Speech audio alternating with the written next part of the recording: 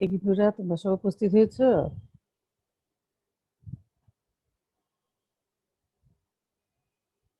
অধ্যায়ে জহিরুদ্দিন মোহাম্মদ বাবর।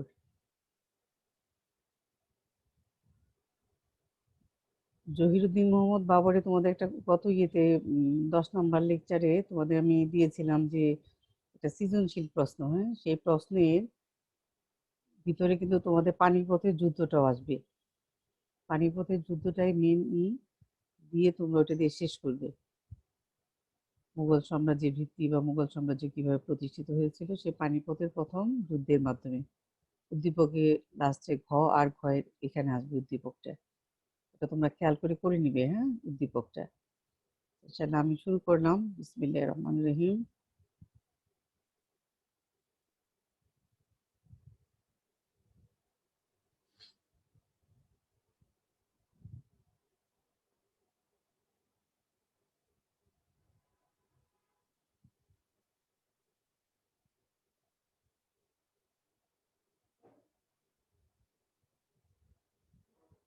লেকচার 11, তৃতীয় অধ্যায়, ভারত উপমহাদেশে মুসলিম শাসন 1526 থেকে 1858 খ্রিস্টাব্দ পর্যন্ত। ভারত উপমহাদেশে মুঘল শাসন প্রতিষ্ঠিত হলো কবে? 1556 খ্রিস্টাব্দে পানিপথের প্রথম যুদ্ধের পরাজয়ের মাধ্যমে। কাকে? ইব্রাহিম লোদিকে পরাজিত করে বাবর কি করলেন? ভারত উপমহাদেশে মুঘল শাসন প্রতিষ্ঠা করলেন। আর এই মুঘল শাসনের অবসান ঘটে 1858 খ্রিস্টাব্দে। সূচিপত্র: জহিরুদ্দিন মোহাম্মদ বাবর 1526 খ্রিস্টাব্দে থেকে 1530 খ্রিস্টাব্দ পর্যন্ত। নাসিরুদ্দিন মোহাম্মদ হুমায়ুন 1530 থেকে 1556 খ্রিস্টাব্দ। বহু নির্বাচনী প্রশ্ন। জহিরুদ্দিন মোহাম্মদ বাবর 1526 থেকে 1530 খ্রিস্টাব্দ।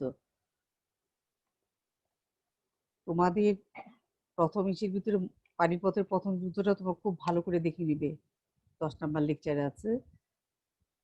মুঘল রাজপুত সংঘর্ষ সম্পর্কে ব্যাখ্যা, কানোয়ারের যুদ্ধ সম্পর্কে ব্যাখ্যা, কানোয়ারের যুদ্ধের গুরুত্ব ও ফলাফল সম্পর্কে ব্যাখ্যা, মুঘল আফগান সংঘাত ও ঘুবরা যুদ্ধ 6 মে 1529 খ্রিস্টাব্দ সম্পর্কে ব্যাখ্যা, ঘুবরা যুদ্ধের ফলাফল সম্পর্কে ব্যাখ্যা, চান্দিনী দুর্গজয় 1528 খ্রিস্টাব্দে পর্যন্ত সম্পর্কে ব্যাখ্যা, বাবরি চরিত্র ও কৃতিত্ব মূল্যায়ন।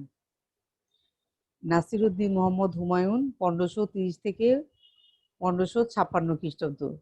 হুমায়ুনের প্রাথমিক জীবন সম্পর্কে ব্যাখ্যা, হুমায়ুনের সিংহাসন আরোহণ সম্পর্কে ব্যাখ্যা, হুমায়ুন ও শেরশাহর মুঘল আফগান দ্বন্দ্ব, মধ্যকার দ্বন্দ্ব ও সংঘর্ষের কারণ ও বিবরণ সম্পর্কে বিশ্লেষণ। বহু নির্বাচনী প্রশ্ন। জহিরুদ্দিন মোহাম্মদ বাবর। বাবর কত খ্রিস্টাব্দে সিংহাসনে বসেন? 1526 খ্রিস্টাব্দে। তার রাজত্বকাল শেষ হয় কবে? 1530 খ্রিস্টাব্দে। মুঘল রাজপুত সংঘর্ষ সম্পর্কে ব্যাখ্যা, মেবারে রানা সংগ্রাম সিং রাজপুতদের মধ্যে সবচেয়ে শক্তিশালী নেতা ছিলেন। ঐতিহাসিক রাজব্রুক উইলিয়াম বলেন, পানিপথে জয় দ্বারা সাম্রাজ্য স্থাপনের প্রথম পদক্ষেপ ঘটে, তবে তখনও আফগান উপজাতিসমূহের বিরোধিতা ছিল বাবরের প্রধান বাধা। এই তোমরা পানিপথের উপরে ইনভার্টেড কমা দিবে, আর বাবরের প্রধান বাধার উপরে দাড়ি দিয়ে ইনভার্টেড কমা শেষ করবে। বস্তুত পানিপথের যুদ্ধে আফগানরা পরাজিত হলেও সম্পূর্ণভাবে পর্যদস্ত হয়নি।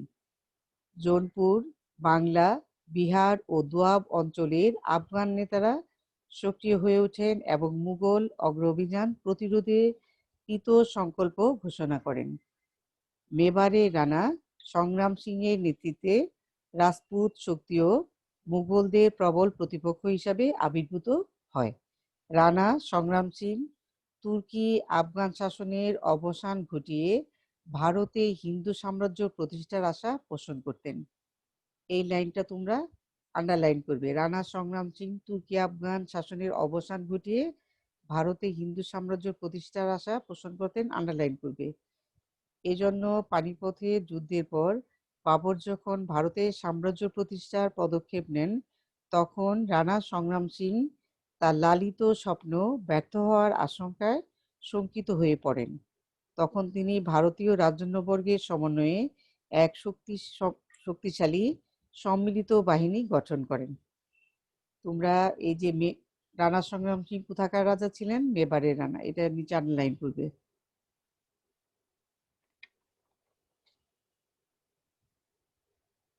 খানোয়ারের যুদ্ধ। খানোয়ারের যুদ্ধই মূলত মুঘল রাজপুতদের সাথে সংঘর্ষ। খানোয়ারের যুদ্ধ।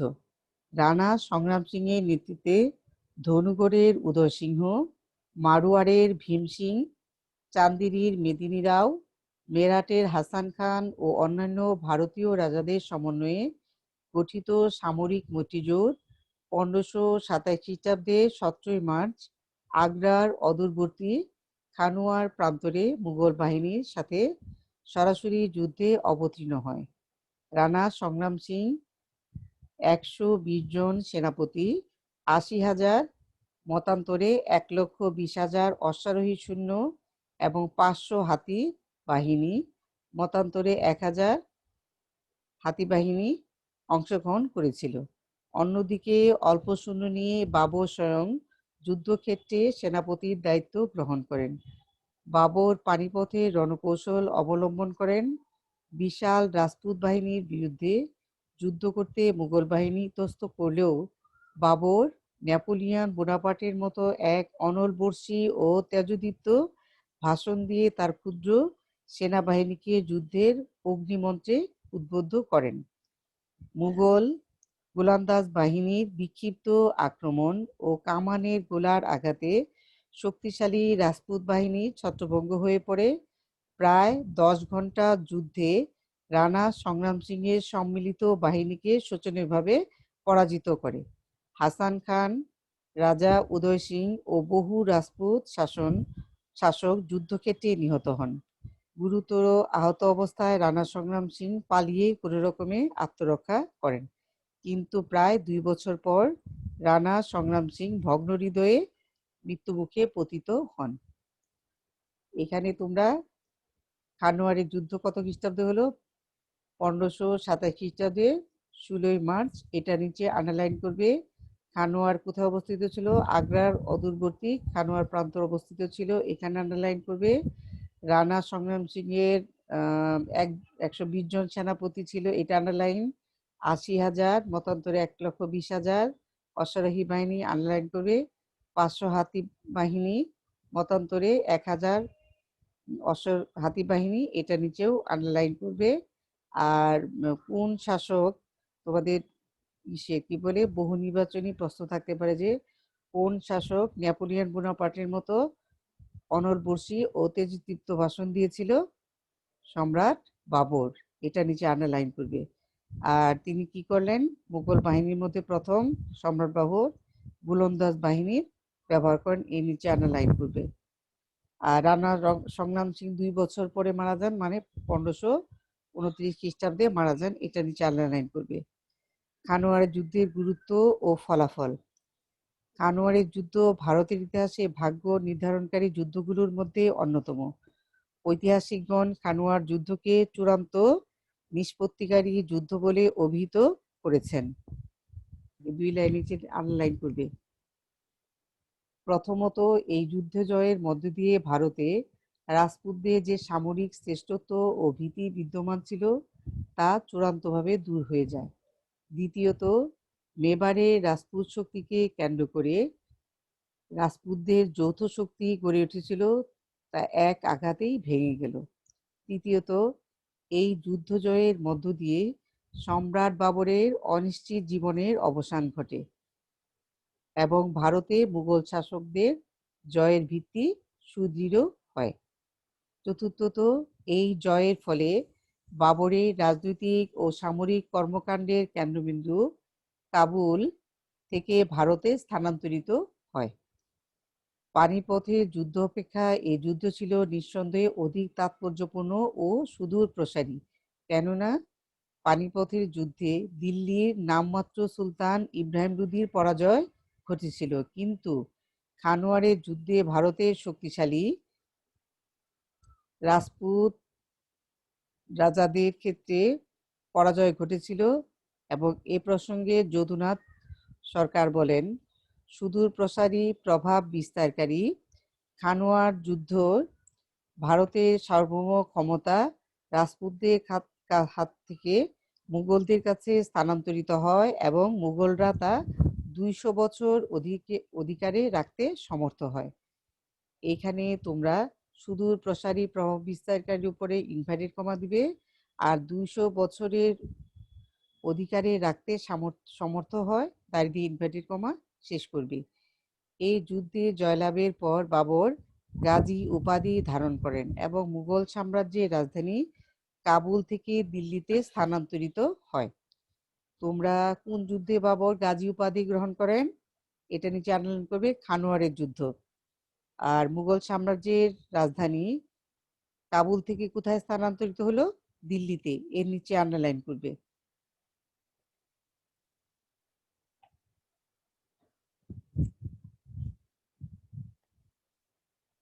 মুঘল আফগান সংঘাত ও গোগরা যুদ্ধ 6 মে থেকে 1529 খ্রিস্টাব্দ পর্যন্ত। খানোয়ারের যুদ্ধে রাজপুত শক্তির পতনের ফলে আফগানরাও শক্তিহীন হয়ে পড়েছিল, তবে তারা একেবারে নিঃশেষ হয়ে যায়নি। কিন্তু রাজপুত শক্তি ধ্বংস করে বাবর বিহার ও জৌনপুরের গোলযোগ সৃষ্টিকারী আফগানদের দিকে নজর দেন, কারণ এ সময় নিহত সুলতান ইব্রাহিম লোদির ভ্রাতা জৌনপুরের শাসনকর্তা মাহমুদ লোদি ও বিহারের শাসনকর্তা শের খান মুঘল বিরোধী একটি জোট গঠন করেন। মাহমুদ লোদি ও শের খানের সম্মিলিত বাহিনী যৌথভাবে মুঘল অগ্রভিযান মোকাবেলায় ব্যর্থ হয়ে মাহমুদ লোদি বাংলার সুলতান নুসরত শাহের শরণাপন্ন হন। পথিমধ্যে এলাহাবাদ, চুনার, বেনারস অধিকার করে বাবর বিহারে উপস্থিত হলে অনেক আফগান দলপতি তার বশ্যতা স্বীকার করেন। অতঃপর বাধ্য হয়ে বাবর বাংলার দিকে অগ্রসর হন। 1529 খ্রিস্টাব্দের 6 মে পাটনার কাছে গোগরা নদীর তীরে এক ভীষণ যুদ্ধে আফগানদের শোচনীয়ভাবে পরাজিত করেন।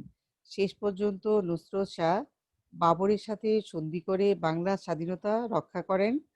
পরোক্ষভাবে বাবরও বাংলার স্বাধীনতা স্বীকার করে নেন। তাহলে খানোয়ারের যুদ্ধ হলো কত খ্রিস্টাব্দে? 1529 খ্রিস্টাব্দের 6 মে। এটা নিচে আন্ডারলাইন করবে। আর মাহমুদ লোদি কোন সুলতানের কাছে আশ্রয় গ্রহণ করেছিলেন? বাংলার সুলতান নসরত শাহের কাছে। সে এই লাইনটা আন্ডারলাইন করবে। আর গোগরা একটি নদীর নাম, এটা আন্ডারলাইন করবে। গোগরা যুদ্ধের ফলাফল সম্পর্কে ব্যাখ্যা। ভারতবর্ষের ইতিহাসে গোগরা যুদ্ধের গুরুত্ব অপরিসীম। এই যুদ্ধের ফলে আফগান শক্তি বিলুপ্ত হয় এবং তাদের হারানো বা হিত রাজ্য পুনরুদ্ধারের চেষ্টা শেষ হয়। অর্থাৎ এই যুদ্ধ ছিল পানিপথের প্রথম যুদ্ধ ও খানোয়ারের যুদ্ধের পরিপূরক। এই যুদ্ধ জয়ের ফলে ভারতবর্ষে লুদি আফগানদের পুনরুত্থানের সম্ভাবনা সম্পূর্ণরূপে ধূলিসাৎ হয়। এভাবে পানিপথ, খানোয়ার ও গোগরার এই 3টি যুদ্ধে জয়লাভের ফলে বাবর প্রায় সমগ্র উত্তর ভারতে স্বীয় তথা মুঘলদের আধিপত্য নিশ্চিত করেন।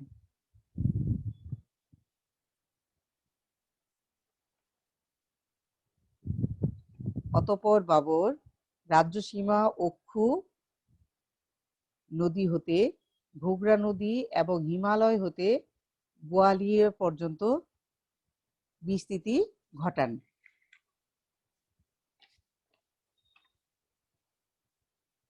এখানে তোমরা 3টা যুদ্ধ, কি কি যুদ্ধে বাবর জয়লাভ করেছিলেন? পানিপথের প্রথম যুদ্ধ, খানোয়ারের যুদ্ধ এবং গোগরার যুদ্ধ। এই 3টা যুদ্ধে জয়লাভ করে তিনি ভারতবর্ষে স্থায়ীভাবে মুঘল শাসন এবং সাম্রাজ্য এবং আধিপত্য প্রতিষ্ঠা করেন। এগুলো নিচে আন্ডারলাইন করবে। আর তিনি বাবর তার রাজ্যসীমা অক্ষু নদী হতে ঘুগরা নদী এবং হিমালয় হতে গোয়ালিয়র পর্যন্ত বিস্তৃতি ঘটান। এটা নিচে আন্ডারলাইন করবে, এই লাইনগুলোর নিচে। চান্দিনীর দুর্গ জয়। খানোয়ারের যুদ্ধের পরাজয়ের গুজরাট যুদ্ধের ফলাফল সম্পর্কে ব্যাখ্যা।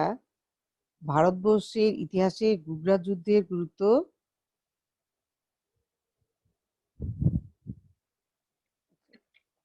এবার আমরা চলে যাচ্ছি অন্য টপিক, সেটা হচ্ছে চান্দিনী দুর্গ জয় 1528 খ্রিস্টাব্দ। এটা সম্পর্কে ব্যাখ্যা। খানোয়ারের যুদ্ধের পরাজয়ের গ্লানি মুছে ফেলতে পরাস্ত রাজপুত শক্তি চান্দিনী রাজা মেদিনী রাও এর নেতৃত্বে পুনরায় সংঘবদ্ধ হয়ে মুঘল বাহিনীর বিরুদ্ধে শক্তি পরীক্ষায় অবতীর্ণ হয়। খানোয়ারের যুদ্ধে বিজয়ের পর বাবর মেওয়াটের রাজধানী আলোয়ার, চান্দুয়ার, রাপ্রি ও ইটওয়া পুনরুদ্ধার করেন। বাবর 1528 খ্রিস্টাব্দের 29শে জানুয়ারি চান্দিনীর রাজা মেদিনী রাওকে পরাজিত করে চান্দিনী দুর্গ দখল করেন। রাজপুত বাহিনী অত্যন্ত বীরত্বের সাথে যুদ্ধ করেও বাবরের হাতে শোচনীয়ভাবে পরাজয় বরণ করেন এবং দুর্গে অবস্থানকারী প্রায় সকল রাজপুত সৈন্য মুঘল বাহিনীর হাতে নিহত হন। অতঃপর বাবরকে বাধা দান করার মতো ভারতবর্ষে আর কোনো রাজপুত শক্তি অবশিষ্ট রইল না। এখানে তোমরা চান্দিনীর রাজা কে ছিল, তার নাম মেদিনী রাও, তার নিচে আন্ডারলাইন করবে। এই চান্দিনী দুর্গ কত খ্রিস্টাব্দে দখল করা হয়? 1528 খ্রিস্টাব্দে 29শে মে। এর নিচে দাগ দিবে, আন্ডারলাইন করবে। বাবরের চরিত্র ও কৃতিত্ব মূল্যায়ন।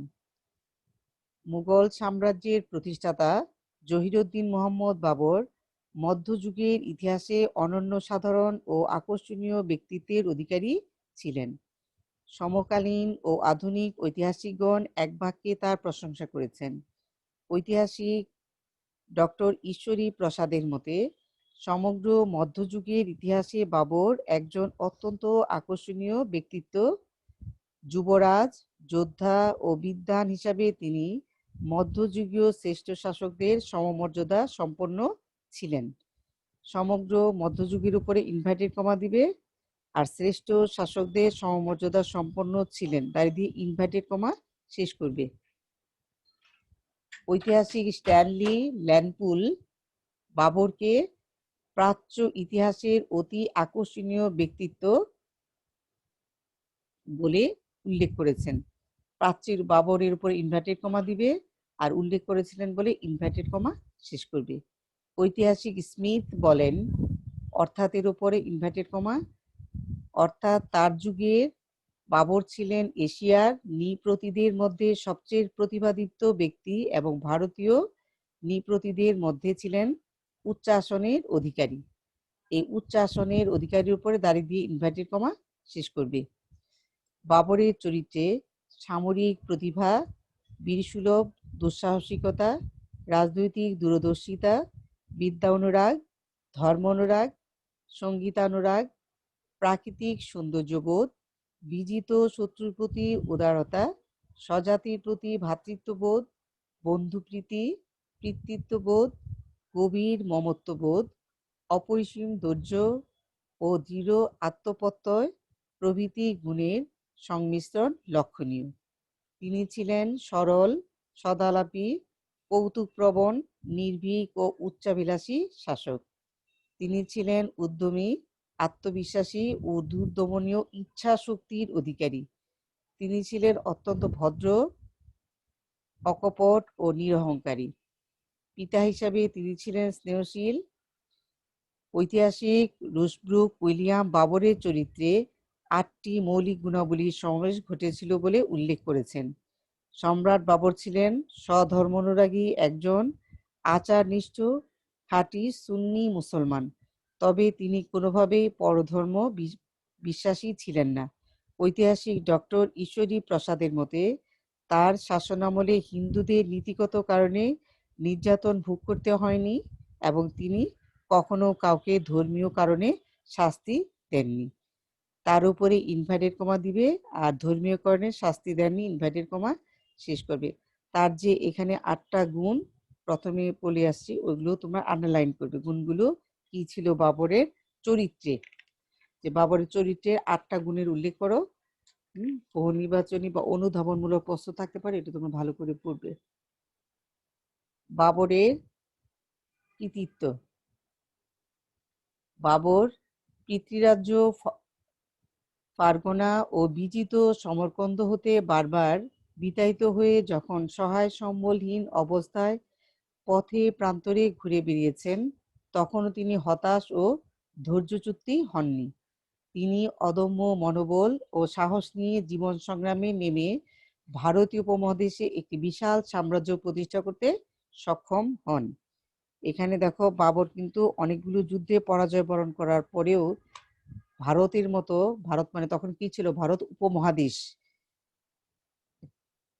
মহাদেশের পরেই উপমহাদেশের স্থান, একটা বিশাল সাম্রাজ্যে প্রতিষ্ঠা করেছিলেন। এখন তোমরা ইনশাল্লাহ জিপিএ 5 পাবে না? অবশ্যই চেষ্টা করবে ইতিহাস থেকে শিক্ষা নিয়ে।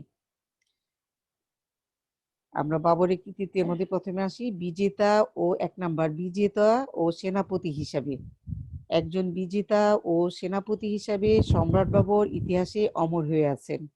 1526 খ্রিস্টাব্দে পানিপথের প্রথম যুদ্ধে ইব্রাহিম লোদিকে এবং 1527 খ্রিস্টাব্দে খানরের যুদ্ধে মেবারে রানা সংগ্রাম সিংকে ও 1528 খ্রিস্টাব্দে চান্দেরি দুর্গ অভিযানে মেদিনী রাওকে এবং 1529 খ্রিস্টাব্দে গুজরাট যুদ্ধে আফগান শক্তিকে চূর্ণ বিচূর্ণ করে দিয়ে যে রণচাতুর্য সামরিক দক্ষতার পরিচয় দিয়েছেন তা তাকে নিঃসন্দেহে ভারতীয় সমর ইতিহাসে উচ্চাসন ও মর্যাদায় প্রতিষ্ঠিত করেছে। ঐতিহাসিক ত্রিপাঠী তাকে একজন প্রতিভাধর সেনাপতি, দক্ষ তীরন্দাজ, নিখুঁত তরবারি চালক এবং বুদ্ধিমান ঘোড়াসওয়ার হিসাবে উল্লেখ করেছেন। এইখানে একজন প্রতিভাধরের উপর ইনভার্টেড কমা দিবে, উল্লেখ করেছেন ইনভার্টেড কমা শেষ করবে। 2 নাম্বার শাসক হিসাবে বাবর পশ্চিমে কাবুল থেকে পূর্বে বিহার এবং উত্তরে হিমালয় থেকে দক্ষিণে চান্দেরি পর্যন্ত বিস্তৃত এক বিরাট সাম্রাজ্যের অধিপতি ছিলেন। তবে শাসক এবং সম্রাট হিসাবে তিনি মাত্র 4 বছর রাজত্ব করেন। আর এই সংক্ষিপ্ত রাজত্বকালের অধিকাংশ সময় কেটেছে বাবরের যুদ্ধ বিগ্রহে। কাজেই শাসক হিসাবে তিনি তেমন কোনো মৌলিক প্রতিভার পরিচয় এবং শাসন কাঠামো সংস্কার, উন্নয়ন ও পরিবর্তন সাধন করতে পারেননি। তবে প্রশাসনিক কাজে তিনি তুর্কি, আফগান ও হিন্দুদের নিয়োগ করেন। তিনি দিলওয়ার খানকে খান-ই খানান উপাধি প্রদান করেন এবং মেদিনী রাওয়ের 2 কন্যাকে তার 2 পুত্র হুমায়ুন ও কামরানের সাথে বিবাহ দিয়ে উদারতা ও অসাম্প্রদায়িকতার এক উজ্জ্বল দৃষ্টান্ত স্থাপন করেন। এখানে তোমরা তিনি কয় বছর রাজত্ব করেছিলেন 4 বছরের নিচে আন্ডারলাইন করবেন। কাকে খান-ই খান উপাধি দেন? দিলওয়ার খানকে, এটা নিচে আন্ডারলাইন করবেন। তার শাসন পদ্ধতি কেমন ছিল সেটা নিচে আন্ডারলাইন করবে তিনি। এরপরে চলে আসো তিনি তার 2 কন্যা, মেদিনী রাওয়ের 2 কন্যাকে বিবাহ করেন তাই 2 পুত্রের সাথে, কোনটা? হুমায়ুন ও কামরান, আন্ডারলাইন করবে। শাসন 3 নাম্বার শাসন ব্যবস্থা। বাবর বাধ্য হয়ে তুর্কি আফগান শাসননীতি অনুসরণ করেছিলেন। তিনি মুসলমানদের প্রথাগত খিলাফতের প্রতি আনুগত্য ত্যাগ করে ভারতীয় রাজনীতির বাস্তবতার নিরিখে নিরঙ্কুশ ক্ষমতার প্রতীক হিসাবে নিজেকে পাদশাহী বা বাদশাহ বলে ঘোষণা করেন। তিনি জাগির ও সামন্তদের ক্ষমতা ও প্রভাব খর্ব করে দেন। তিনি প্রাদেশিক শাসনকার্য পরিচালনার জন্য প্রত্যেক প্রদেশে একজন ওয়ালি, যার অর্থ হলো প্রাদেশিক শাসনকর্তা, একজন দিওয়ান যার অর্থ হলো রাজস্ব কর্মকর্তা, একজন সিকদার যার অর্থ সামরিক কর্মকর্তা, এবং কুতওয়াল নগর কর্মকর্তা নিয়োগ করেছিলেন। তার শাসননীতি কিরকম ছিল? তুর্কি আফগান শাসননীতির সংমিশ্রণ। এটা নিচে আন্ডারলাইন করবে। তিনি কি উপাধি গ্রহণ করেছিলেন? পাতশাহী বা বাদশাহ, এর নিচে আন্ডারলাইন করবে। আর তিনি বাবর জাগির ও সামন্ত প্রথার ক্ষমতা খর্ব করেন, আন্ডারলাইন করবে। আর শাসন কার্যগুলো নিচে দাগ দিবে। প্রাদেশিক শাসনকর্তা নাম কি ছিল? দিওয়ান। রাজস্ব কর্মকর্তা কি নাম ছিল? এগুলো আন্ডারলাইন করবে। তারপরে সামরিক কর্মকর্তার নাম কি ছিল? সিকদার, এগুলো আন্ডারলাইন করবে। নগর কর্মকর্তার নাম কুতওয়াল, এটা নিচেও আন্ডারলাইন করবে।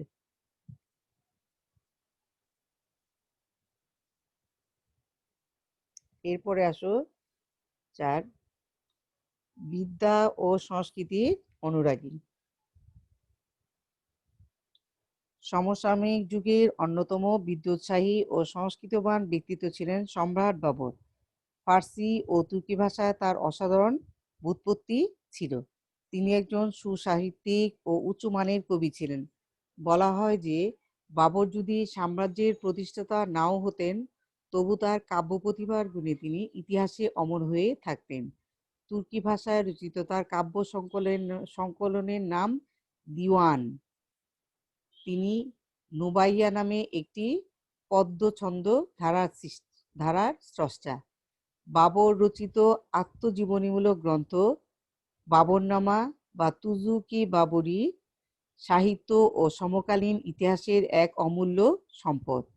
খাত-ই-বাবরি নামে লিপিশৈলীর স্রষ্টা ছিলেন তিনি। একজন সঙ্গীতপ্রেমী হিসাবে তিনি ফার্সি ও তুর্কি ভাষায় অনেক সঙ্গীত রচনা করেন। যন্ত্রশিল্পেও তার দক্ষতা ছিল। বাঁশি বাজানো ছিল তার প্রিয় শখ। তার কাব্যগ্রন্থগুলোর নাম একটা হচ্ছে কি, কাব্য সংকলনের নাম কি? দিওয়ান। নুবাইয়া নামে কি করে তিনি একটি পদ্যছন্দ ধরার সৃষ্টি করেন, এটা আন্ডারলাইন করবে। বাবরের আত্মজীবনীমূলক গ্রন্থ বাবরনামা বা তুজুকি বাবর, এর নিচে আন্ডারলাইন করবে। খাত-ই-বাবরি নামে লিপিশৈলীর স্রষ্টা, এর নিচে আন্ডারলাইন করবে। আর তিনি ফার্সি ও তুর্কি ভাষায় অনেক সঙ্গীত রচনা করেন, এর নিচে আন্ডারলাইন করবেন। যন্ত্রশিল্পে তার দক্ষতা ছিল, আন্ডারলাইন করবে। বাঁশি বাজানো ছিল তার প্রিয় শখ। তাহলে বাবরের প্রিয় শখ ছিল কি? বাঁশি বাজানো। আর তার বিখ্যাত গ্রন্থগুলো শিখবে। আর বিশেষ করে তার আত্মজীবনী গ্রন্থ বাবর আমি পড়িয়ে দিয়েছি, এটা খুব ভালো করে পড়বে। এবার আমরা আসি যে ইতিহাসে বাবরের স্থান। আধুনিক ইতিহাসবিদগণ বাবরকে মধ্যযুগের ইতিহাসের এক সুউচ্চ আসনে অধিষ্ঠিত করেছেন। ঐতিহাসিক ভিনসেন্ট স্মিথের মতে বাবর তার সমসাময়িক এশীয় যুবরাজদের মধ্যে খুবই উন্নত এবং ভারতের নৃপতিগণের মধ্যে সুউচ্চ আসনে অধিষ্ঠিত হবার যোগ্যতা সম্পন্ন ছিলেন। বাবর থেকে ইনভার্টেড কমা শুরু, যোগ্যতা সম্পন্ন ছিলেন ইনভার্টেড কমা, দাড়ি দিয়ে ইনভার্টেড কমা শেষ করবে। ঐতিহাসিক ডক্টর ঈশ্বরী প্রসাদ বলেন, প্রকৃতপক্ষে প্রতিভা ও গুণরাজির দিক থেকে এশিয়ার ইতিহাসে কম শাসকই বাবর অপেক্ষা শ্রেষ্ঠ ছিলেন। প্রকৃতপক্ষের উপর ইনভার্টেড কমা দিবে, অপেক্ষা শ্রেষ্ঠ ছিলেন ইনভার্টেড কমা শেষ করবে। ঐতিহাসিক লেনপুলের মতে ভারতের মাধ্যমে তিনি রাজকীয় শাসক গোষ্ঠীর জন্য যে পথ উন্মুক্ত করেছিলেন তাই ইতিহাসে তাকে স্থায়ী আসন দান করেছে। ঐতিহাসিক ল্যান্ডপুলের মতে এখান থেকে উনি বললেন ভারতের উপর ইনভার্টেড কমা দিয়ে তোমরা স্থায়ী আসন দান করেছে, ইনভার্টেড কমা দাঁড়ি দিয়ে শেষ করবে। ঐতিহাসিক লেনপুল আরো বলেন, তিনি যে গৌরবময় সাম্রাজ্য সৌধের ভিত্তি স্থাপন করে যান তাকে তারই পুত্র আকবর এক পরিপূর্ণ রূপ দান করেন। তিনির উপরে ইনভার্টেড কমা শুরু, পরিপূর্ণ রূপ দান করেন, দাঁড়ি দিয়ে ইনভার্টেড কমা শেষ করবে। তাই আকবরকে তার শ্রেষ্ঠত্ব হতে বঞ্চিত না করলেও বলা যেতে পারে যে তার স্বনামধন্য পিতামহ বাবর ভারতে তার সাফল্যের বীজ বপন করে যান, এখানেই তার শ্রেষ্ঠত্ব। তাহলে তোমাদের বহু নির্বাচনী প্রশ্ন থাকে, সেটা হলো যে ভারতবর্ষে মুঘলদের সাফল্যের বীজ কে রচনা করেন? সম্রাট বাবর।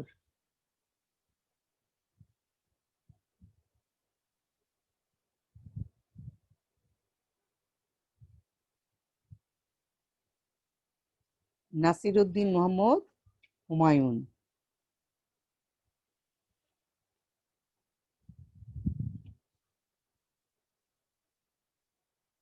হুমায়ুনের প্রাথমিক জীবন সম্পর্কে ব্যাখ্যা। নাসিরউদ্দিন মোহাম্মদ হুমায়ুন 1508 খ্রিস্টাব্দে 6ই মার্চ কাবুলে জন্মগ্রহণ করেন। সম্রাট বাবরের 4 পুত্রের মধ্যে হুমায়ুন ছিলেন জ্যেষ্ঠ পুত্র। তার মায়ের নাম মহিমা বেগম।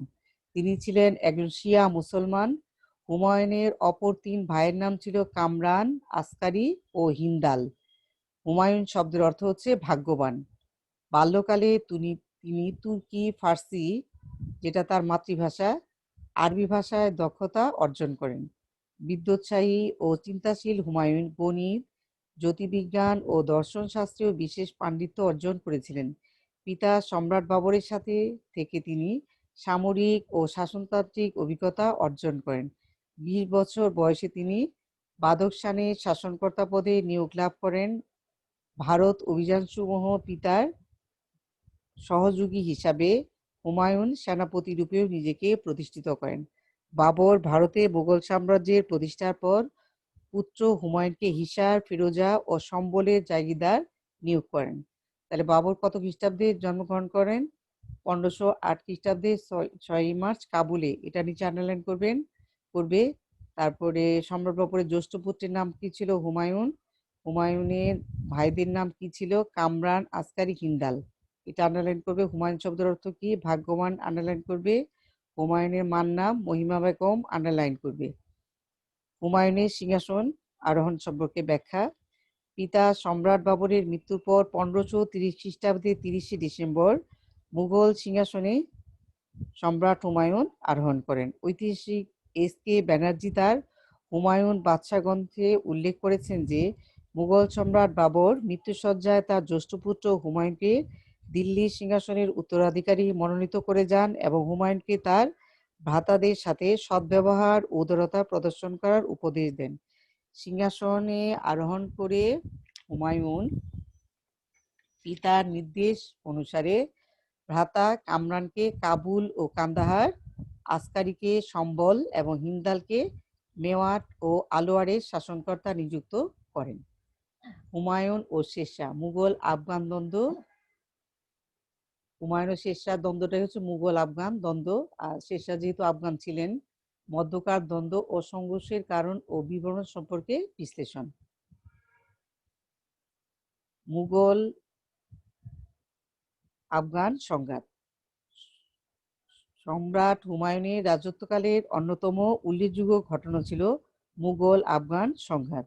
এই দ্বন্দ্ব ও সংঘাতের বহুবিধ কারণ ছিল। প্রথমত, ভারতে মুঘল সম্রাট প্রতিষ্ঠিত হয়েছিল আফগানদের উৎখাত করার জন্য। ফলে আফগানরা মুঘলদেরকে তাদের চরম শত্রু মনে করতেন। দ্বিতীয়ত, পানিপথের প্রথম যুদ্ধে পরাজিত হলেও আফগান শক্তি সম্পূর্ণ নিঃশেষ হয়ে যায়নি। বাবরের মৃত্যুর পর হুমায়ুনের রাজত্বকালে তার ভাই ও আত্মীয় পরিজনদের মধ্যকার বিরোধ ও ক্ষমতার দ্বন্দ্বের সুযোগে বিক্ষুব্ধ আফগানরা তাদের হারানো ক্ষমতা পুনরুদ্ধারে সচেষ্ট হয়। তৃতীয়ত, এই সময় ভারতীয় আফগান শক্তির মধ্যে জাতীয়তাবাদী চেতনা বৃদ্ধি পায়। মাহমুদ লুদি, শেরশাহ প্রমুখ নেতাদের আবির্ভাব আফগানদের নতুন আশার উদ্দীপ্ত করে। ফলে তারা হারানো গৌরব পুনরুদ্ধারে মুঘলদের সাথে দ্বন্দ্ব সংঘাতে জড়িয়ে পড়ে। শেরশাহ ও হুমায়ুনের মধ্যকার সংঘর্ষ 1357 থেকে 1540। সম্রাট হুমায়ুন যখন গুজরাটের বাহাদুর শাসনকর্তা বাহাদুর শাহের বিদ্রোহ দমনে, তখন সাম্রাজ্যের পূর্বাঞ্চলের আফগানরা মুঘলদের প্রচন্ড হুমকি হয়ে দেখা দেয়। গুজরাট অধিকারের পর হুমায়ুনের ব্যস্ততার সুযোগে শের খান পূর্বাঞ্চলে তার শক্তি বৃদ্ধি করেন।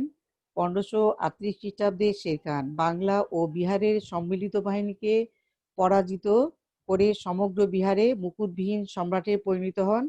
পূর্বাঞ্চলে শের খানের ক্ষমতা বৃদ্ধিতে হুমায়ুন বাংলা সুলতানের সাহায্যের আবেদনে সাড়া দিয়ে শের খানকে দমনের উদ্দেশ্যে সশূন্যে বাংলা অভিমুখে যাত্রা করেন, কিন্তু পথমধ্যে তিনি শের খানের আস্তানা চুনার দুর্গ অবরোধ করে 6 মাস অতিবাহিত করেন। কৌশলগত দিক থেকে এটি ছিল হুমায়ুনের সবচেয়ে বড় ভুল। এর ফলে শের খান নিজের ক্ষমতা সুসংহত করার সুযোগ পান এবং সুলতান গিয়াসুদ্দিন মাহমুদকে গৌড় থেকে বিতাড়িত করে বাংলা অধিকার করেন। এ সময় চুনার দুর্গ জয়ের পর হুমায়ুন ১৫৩৮ খ্রিস্টাব্দের জুলাই মাসে গৌড় অবরোধ করেন। কৌশলে শের খান মুঘল বাহিনীর সাথে মুখোমুখি সংঘর্ষে এড়িয়ে গৌড় ত্যাগ করেন। ফলে হুমায়ুন সহজে বাংলা অধিকারে সমর্থ হন। বিজিত গৌড়ের প্রাকৃতিক সৌন্দর্যে আকৃষ্ট হয়ে হুমায়ুন এর নাম দেন জান্নাতাবাদ। এখানে তিনি দীর্ঘ ৬ মাস আলস্য ও আমোদে সময় কাটান। এই সুযোগে শের খান চুনার দুর্গ পুনরুদ্ধার সহ বিহার, বানারস, জৌনপুর, কনৌজ প্রভৃতি দখল করে রাজস্ব আদায় শুরু করেন। এর ফলে হুমায়ুনের আগ্রা ফিরে যাওয়ার পথ বন্ধ হয়ে যায়। চৌসার যুদ্ধ ১৫৩৯ খ্রিস্টাব্দে। অবশেষে হুমায়ুন তার ভুল বুঝতে পারেন। জাহাঙ্গীর কুলি বেগের উপর বাংলা শাসনভার অর্পণ করে তিনি গঙ্গার বাম তীর ধরে আগ্রা অভিযান রচনা করেন। কিন্তু পথিমধ্যে শাহাবাদ জেলার বক্সারের কাহাইকাই চৌসার শের খান তার পথরোধ করে। ১৫৩৯ খ্রিস্টাব্দে ২৬শে জুন চৌসার সংঘটিত যুদ্ধে শের খানের কাছে সম্রাট হুমায়ুন পরাজিত হন। পরাজিত মুঘল বাহিনী আফগানরা বিতাড়িত হয়ে গঙ্গা ঝাঁপিয়ে পড়ে এবং এতে অনেকেই মারা যায়। সম্রাট হুমায়ুন স্বয়ং নিজাম খানের নামে এক ভিস্তিওয়ালার সাহায্যে গঙ্গা পার হয়ে জীবন রক্ষা পান। এই চৌসার যুদ্ধ কবে ১৫৩৯ খ্রিস্টাব্দে আন্ডারলাইন করবে। চৌসার যুদ্ধের ফলাফল ও গুরুত্ব। ভারতবর্ষের ইতিহাসে চৌসার যুদ্ধের ফলাফল ও গুরুত্ব অপরিসীম। এই যুদ্ধ ভারতে সুদূর প্রসারকারী প্রভাব বিস্তার করে। এই যুদ্ধে জয়লাভের ফলে শের খানের ক্ষমতা ও মর্যাদা বহুগুণে বৃদ্ধি পায়। শের খান শেরশাহ উপাধি গ্রহণ করে এবং রাজকীয় মর্যাদা ও সার্বভৌম ক্ষমতার প্রতীক হিসাবে মুদ্রা অঙ্কন ও তার নামে খুতবা পাঠের আদেশ দেন। অতঃপর শেরশাহ বাংলা দখল করেন। ফলে তার রাজ্যসীমা পশ্চিমে কনৌজ থেকে পূর্বে আসাম ও চট্টগ্রাম এবং উত্তরে রোটাস থেকে দক্ষিণে বীরভূম পর্যন্ত